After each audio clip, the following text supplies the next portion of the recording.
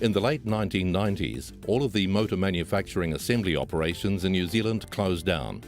Since then, New Zealand has relied solely on the importation of all of its vehicle stock. Some of these imported vehicles are new, but around 100,000 a year are used. Controlling the safety and legality of all imported vehicles is vital. And with hundreds of used vehicles arriving every week, fluent and reliable processes are essential. The IMVIA is a business association that represents the imported motor vehicle industry. It has worked alongside the New Zealand government for the past 25 years to help develop one of the most robust and efficient systems in the world for monitoring and controlling of the importation of used vehicles. This process ensures the safety, emissions, ownership and compliance standards of every used vehicle that enters the country. Japan is by far New Zealand's biggest source of used vehicles, accounting for 95% of the market. So for these vehicles, it makes sense that the New Zealand certification process begins in Japan. The journey starts at the auctions, where almost all vehicles are purchased. The auction process relies on a detailed car grading system where independent inspectors examine and grade every auctioned vehicle for defects, which are then noted on the auction sheet. Bidders buy vehicles unseen, and so the accuracy of the grading inspection is critical to the trust of buyers. The live auctions take place electronically, with the average auction lasting only a matter of seconds. Some auction houses have up to 20,000 vehicles at a time awaiting auction. After the auction, a car bound for New Zealand must go to an approved pre-shipping inspection centre. These centres are located at ports throughout Japan and are approved and regularly audited by the New Zealand Transport Agency and the Ministry for Primary Industries. Both are government agencies. The inspections are an essential part of the entry certification procedure and ensure that the system in Japan is as robust as in New Zealand itself. There are two inspections: the biosecurity inspection overseen by New Zealand's Ministry of Primary Industries and a structural screening inspection overseen by the New Zealand Transport Agency. The biosecurity check includes a full bio-clean of the car both internally and externally. A structural inspection is completed at the same time.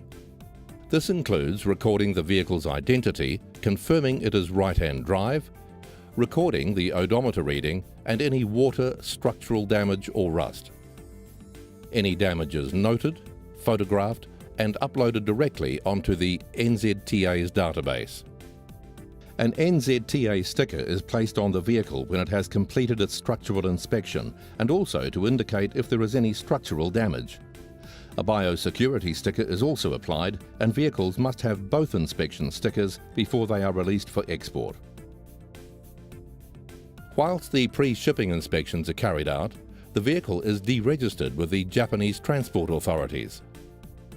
This requires surrender of the ownership papers, checking of title and ownership, and the issue of an export certificate, which is required before the vehicle is permitted to leave the country.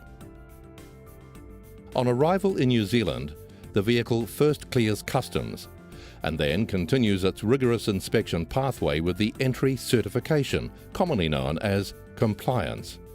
Compliance ensures that every vehicle that enters New Zealand adheres to its safety and environmental standards.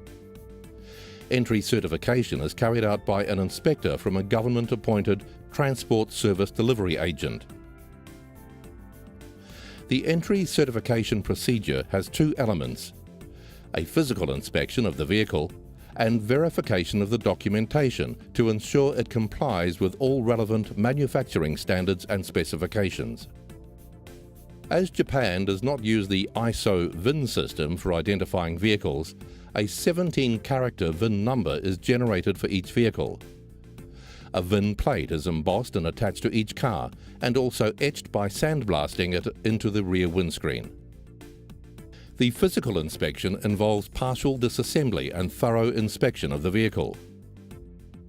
In practical terms, the inspector examines the vehicle, checking for rust, previous structural repairs or structural damage. The brakes are disassembled and the rotors, brake drums and friction materials are measured before being tested, and the exhaust emissions are tested. Seatbelt and anchorages are tested to ensure they are within safe tolerance of the vehicle manufacturer's OEM specifications. If necessary, minor repairs will be carried out and the vehicle rechecked to ensure roadworthiness before any certification can be issued. If any structural repairs are required, such as bodywork or rust repairs, these must be independently certified by an NZTA-appointed repair certifier.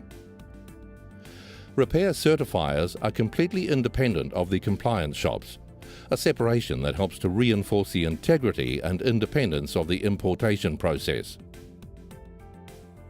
It is at this stage, once a vehicle has completed all of these checks, that it is finally certified for entry and able to be registered for use on the road. The vehicle importation industry in New Zealand is worth an estimated $50 million a year and employs thousands of highly trained people from the inspectors through to the repair mechanics. The process has been streamlined and perfected over the years to ensure not only that it is robust and efficient, but also that the New Zealand public can have confidence in the safety of the cars they drive.